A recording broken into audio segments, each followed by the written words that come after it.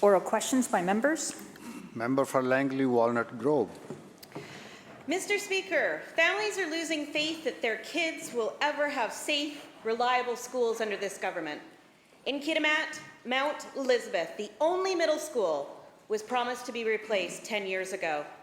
20% of that school building has been condemned and is closed. And even Rio Tinto and LNG have staffing issues because of the state of that school. When will the minister deliver on that promise and treat rural students with respect? Minister of Infrastructure. Thank you so much, Honourable Speaker.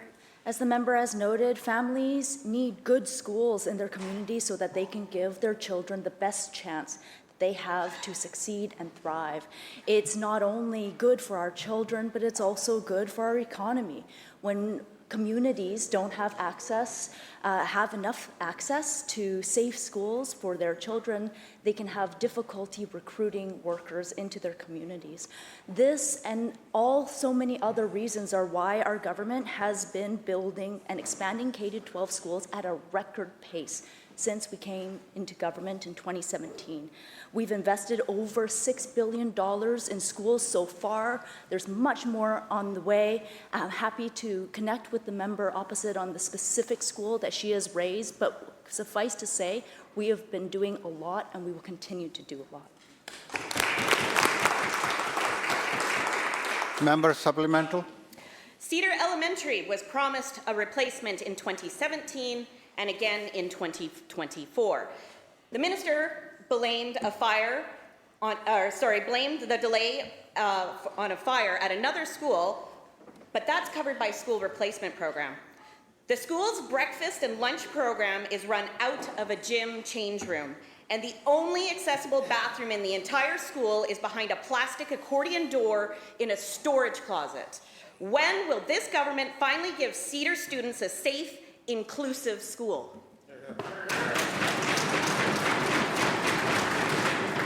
Minister. Thank you, Honourable Speaker. It was devastating to communities across the province when we lost schools to fire. We lost 3 schools to fire in the last few years alone. We've been working with school districts that have been affected by these fires. It was understood that the schools that were affected by these fires needed to be prioritized in our capital plan, and that's what we've prioritized. I assure the member that we understand that more needs to be done. And as a government, we have demonstrated our commitment year over year to building and expanding schools across the province. We'll continue to do that work. Member for Abbotsford Mission. Mr. Speaker, in Mission, a 92-unit affordable housing complex is finished and sitting empty. Families can't afford to buy, can't afford to rent, and now can't even move into homes that are already built. Can this minister stand and give us a specific date when the doors will be open for this building? What is the date? Minister of Housing.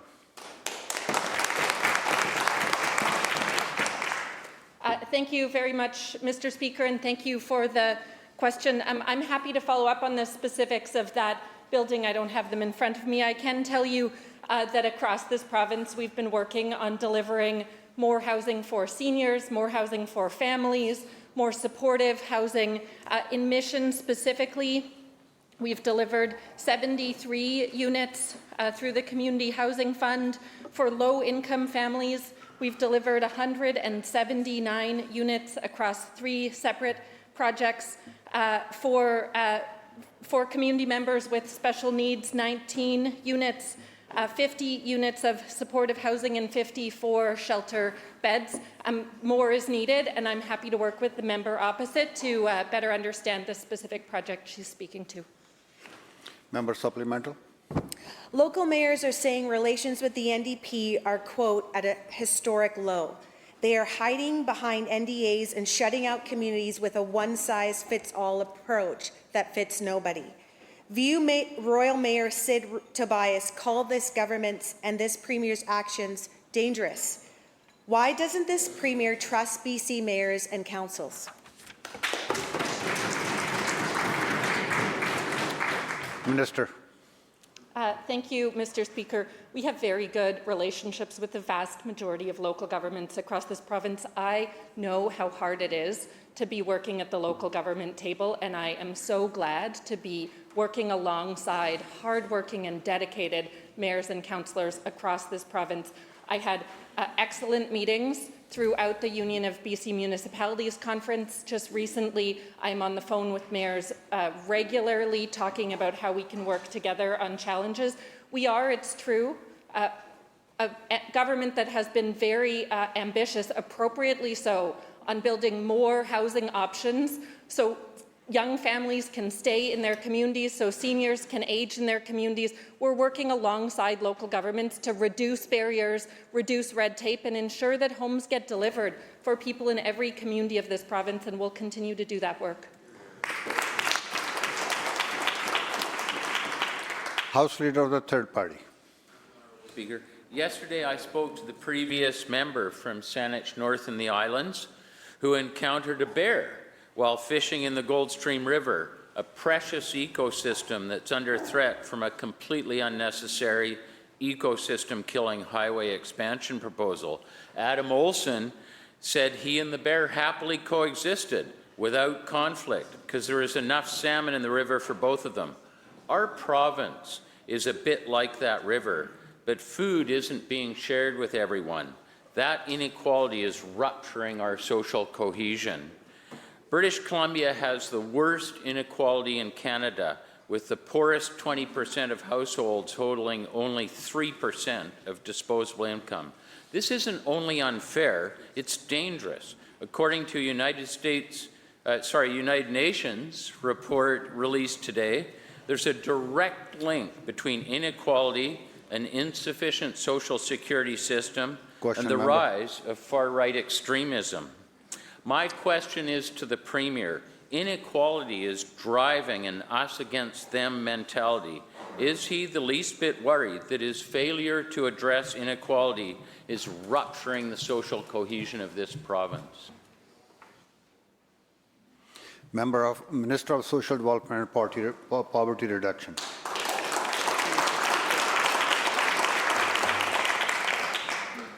Mr. Speaker, the world does feel very uncertain right now.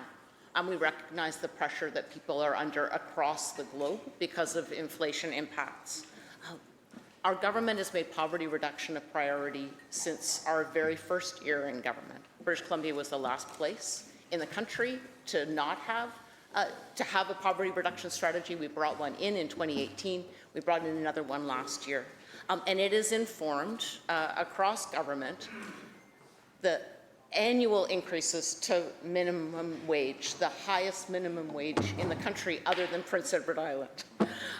Historic investments in food growing and food distribution to help people tackle the incredibly increased cost of groceries. Improved employment planning so that people that need a little bit of an extra lift up can get employment supports so that they can participate more fully in community and economy. That's good for everybody. And as we discussed yesterday, historic increases in income assistance and PWD support. There's more for us to do. We're continuing to do the work because we know everybody does better when they get a little bit extra help. Thank you. Member supplemental. Mr. Speaker, we've heard it over and over. The government's coffers are empty and everybody's got to tighten their belts. Let's start by cutting corporate subsidies and handouts to fossil fuel companies. Next, we can look to BC's wealthiest 1% who aren't paying their fair share. That would start to balance the scales and make life more livable for the working class. 3 in 10 British Columbians are eating less every month to make ends meet. Meanwhile, the province finds another $200 million to fund fossil fuel infrastructure. So when we're looking for ways to balance BC's budget, we should start at the top. My question is to the Premier. Why is his government cutting social services and giving massive handouts to corporations and billionaires when he should be doing the opposite? Thank you. Minister. Mr. Speaker, let me speak to the approach that our government has been bringing in contrast to when the opposition was in power. Income assistance frozen for a decade under the opposition when they were in power, a 73% increase. Members, it's members. Minister, please complete. Thank you. They brought in mean-spirited barriers to people that needed help the most. Canceling the disability bus pass, for example, we brought it back.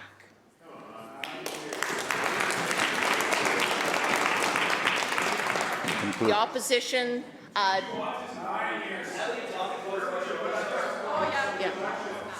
We're Members.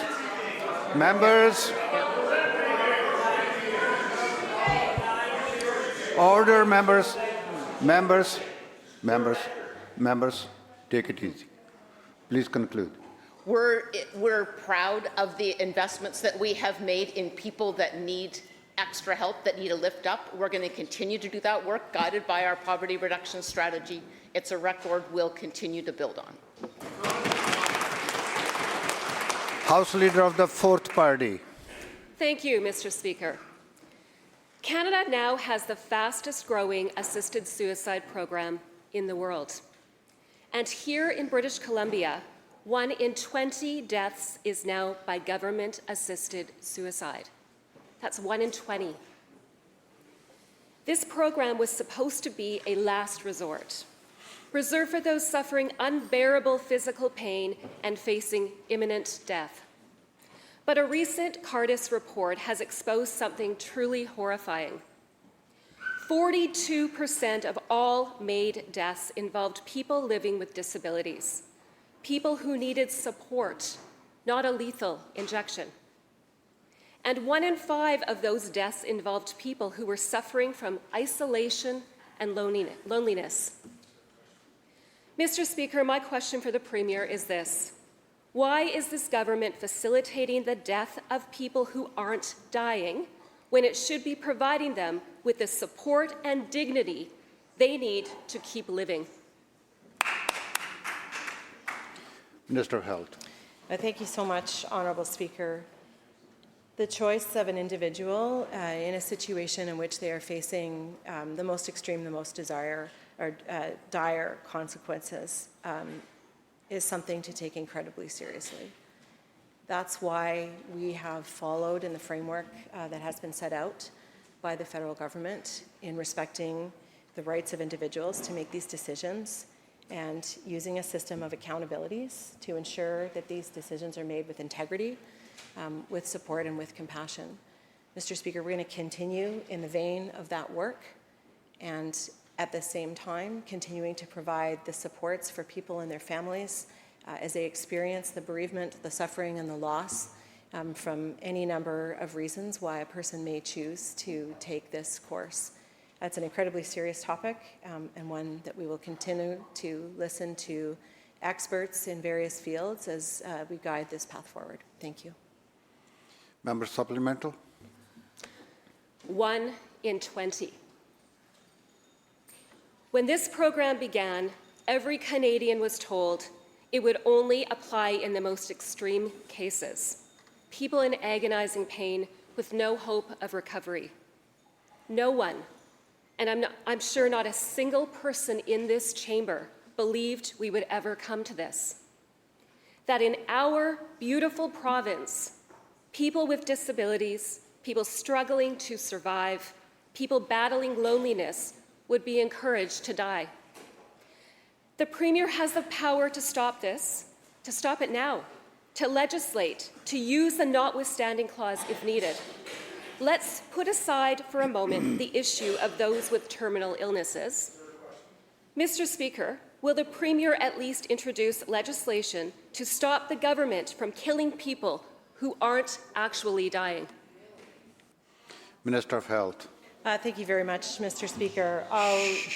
I'll simply repeat a few of the things I said in that these are very personal decisions that are taken by individuals together with their families, with their care providers, under a strong system of accountability to ensure that these decisions are taken with compassion and made with integrity.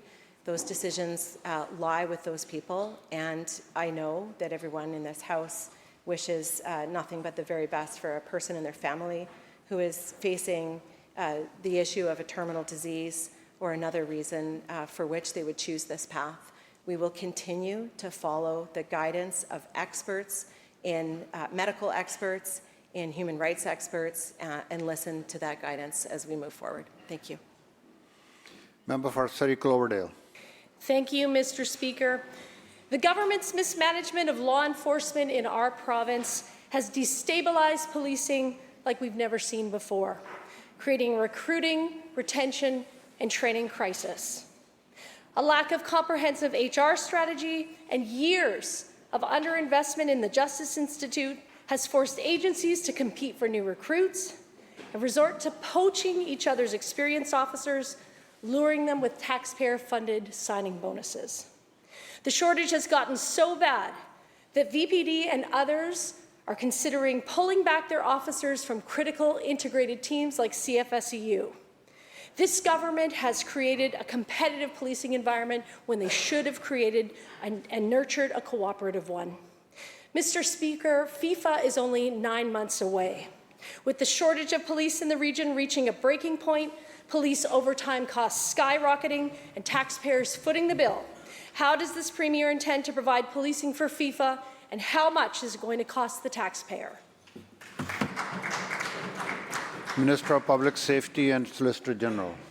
Thank you very much, Honourable Speaker, and thank you to the member opposite for the question. Police departments, municipal, as well as RCMP across BC and across Canada are facing challenges and staffing pressures. That's why recently we announced the expansion of training seats at the Justice Institute of British Columbia by 50%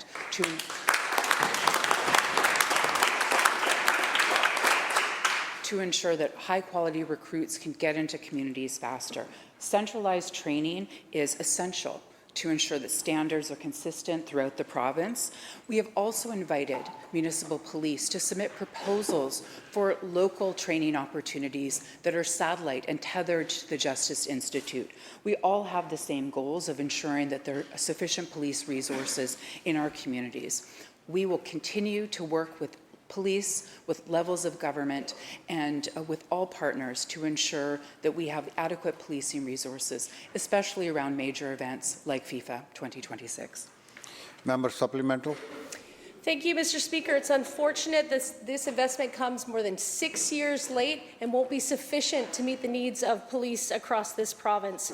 But, Mr. Speaker, in September, I joined MLAs in Prince George to tour the impacts of the NDP's failed drug and soft-on-crime policies. It was a working tour with business leaders, and we walked in front of a downtown business where a man openly consuming drugs threw an uncapped used hypodermic needle in our direction.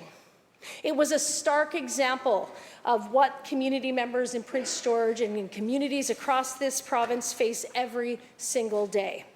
In July, a new Westminster police officer told Global News, quote, "The provincial government has made it very clear charges for simple possession will not be entertained. Those will not be approved," end quote.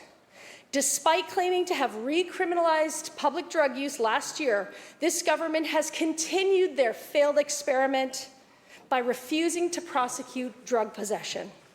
If drugs have truly been recriminalized in public, can the Premier tell us how much drug possession charge approvals have increased since last year, or will he finally admit that this government has no intention of enforcing the law? Minister. Thank you very much, Honourable Speaker, and thank you to the member for the follow-up question. Let me be clear that public drug use is illegal in British Columbia. And where there is public drug use, police have the power to seize drugs and move people along. We know the police are doing this work. Possession seizures have more than doubled since the Premier made a change to the decriminalization policy. In the last 2 years, we have also opened over 400 new treatment and recovery beds to help more people who are struggling with addiction. We will keep working with police, keep working with community partners and across government to ensure that we save lives and keep communities safe.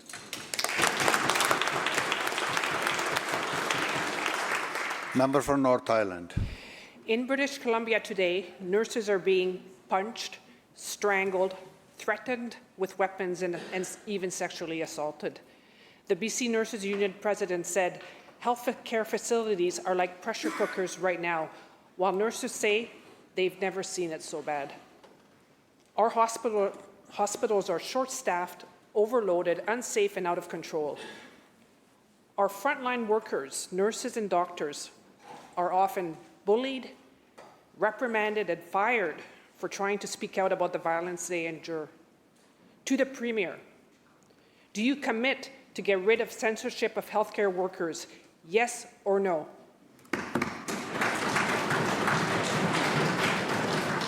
Minister of Health. Thank you so much, Honourable Speaker. Thank you to the member for the question and bringing up the incredibly important topic of safety in healthcare workplaces.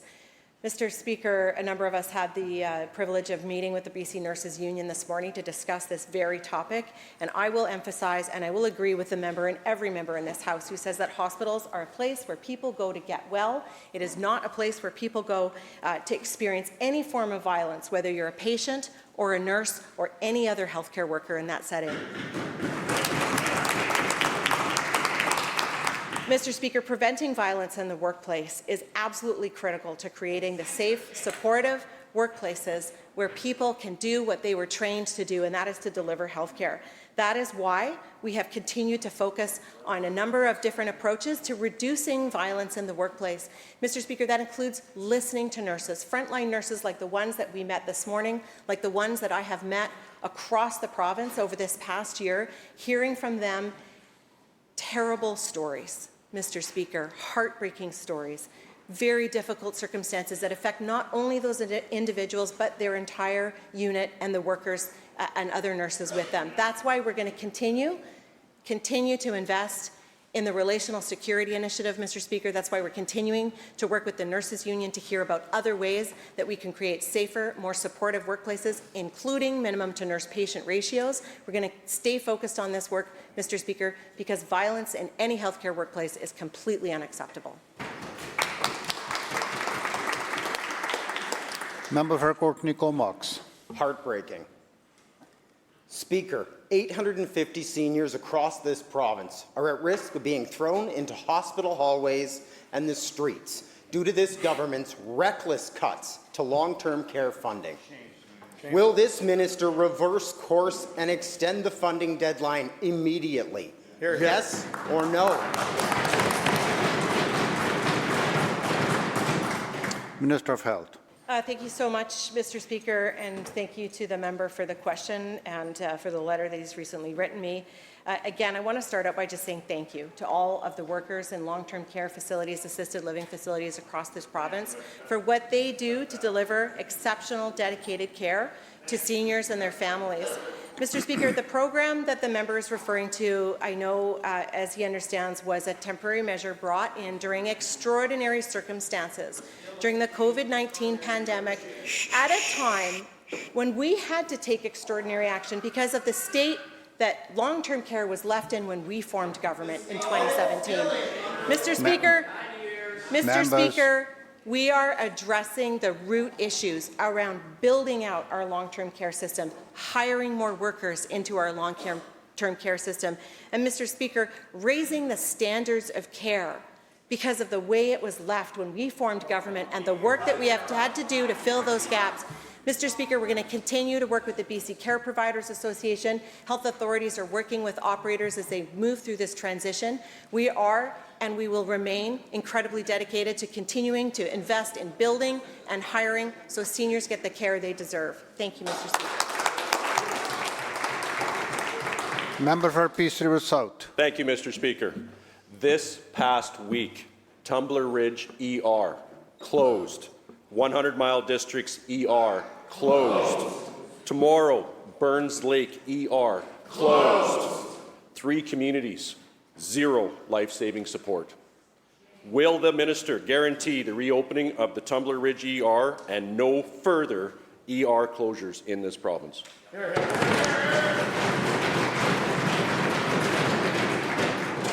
Minister.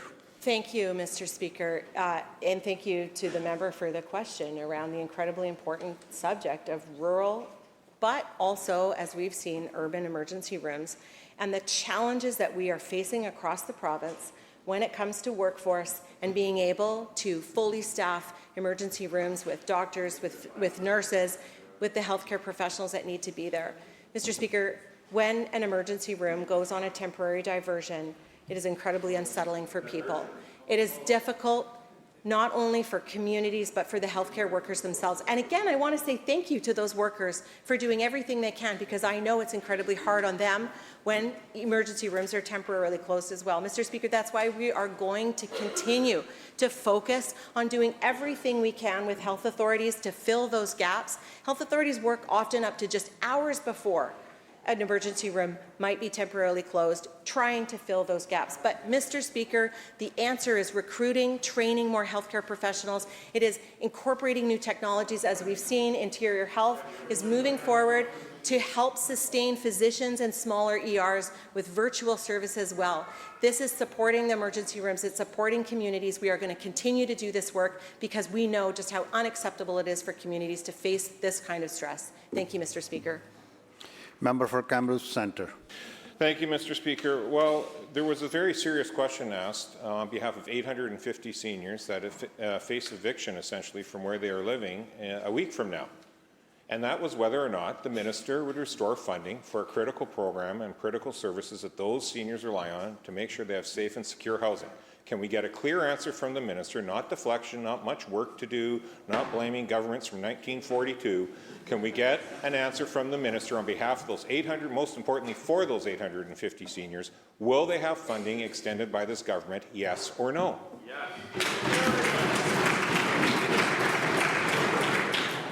Minister. Thank you very much, Mr. Speaker.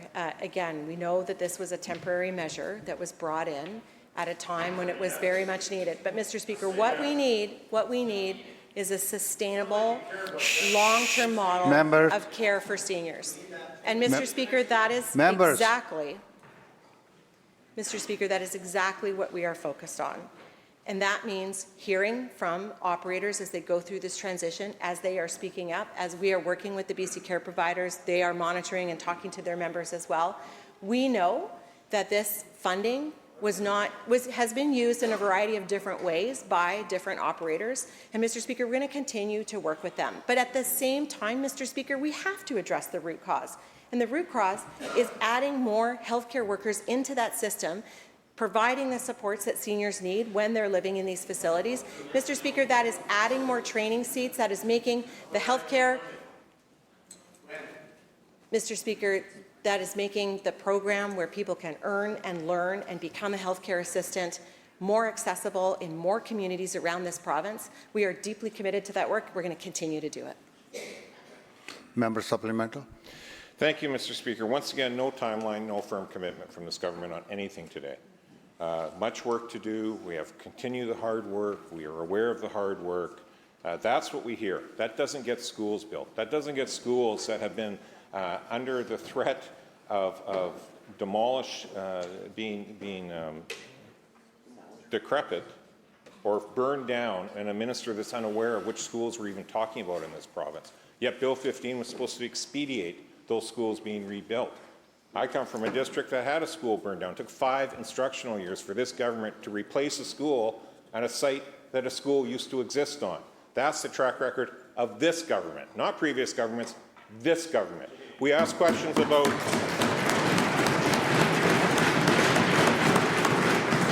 in the middle of a housing crisis, in the middle of an affordability crisis, we ask the minister questions around a 92-unit housing project that still hasn't opened its doors, doesn't even know what units we're talking about, let alone a date for when those units might be open for people to live in. Again, I come from a city that has 42 units that were supposed to be open 2.5 years ago. We still can't get a date for those units either. That's this track record. We have a government trying to lecture us about poverty reduction, yet they forget that they had a campaign promise that seniors were going to get bus passes. Where are those seniors' bus passes, Minister? Where's the $1,000 grocery rebate? The list goes on of broken promises from this government, no one else.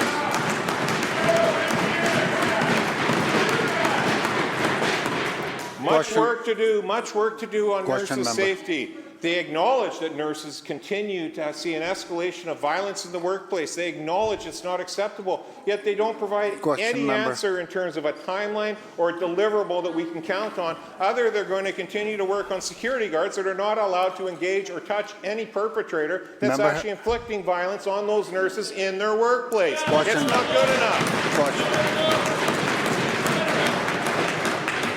Question, member. And all of those are much larger systemic issues that this government can't answer for. So I'm going to ask for a third time today on behalf of the 850 seniors that are terrified of what's going to happen over the next week. They can't wait for nurses to go through training. They need funding to stay in place so their existing housing needs are being met. Will this government extend the funding for those 850 seniors across this province, or should they expect eviction notices over the next week?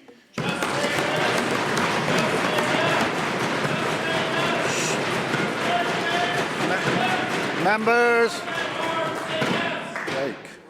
Member. Shh. Government House.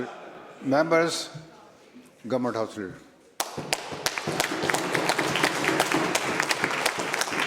Thank you, Honourable Speaker.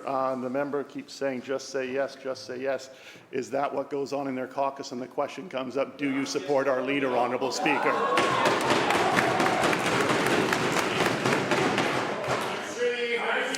You know, members. Members.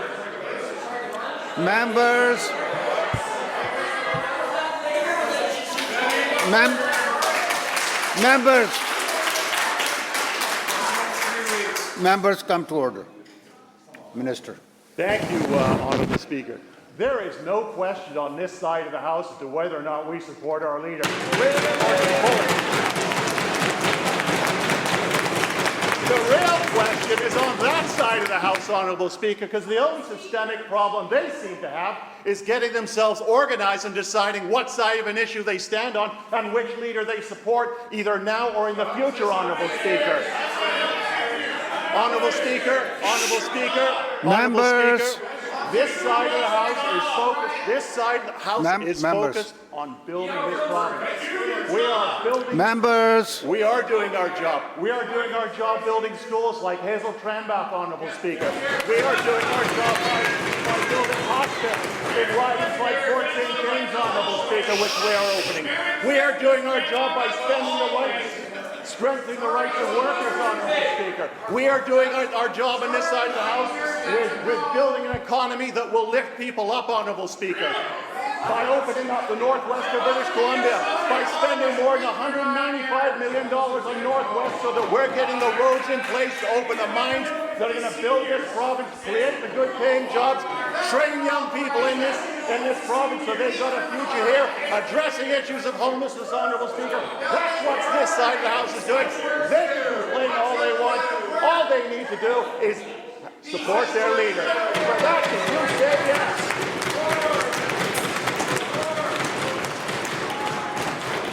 The bell ends the question period.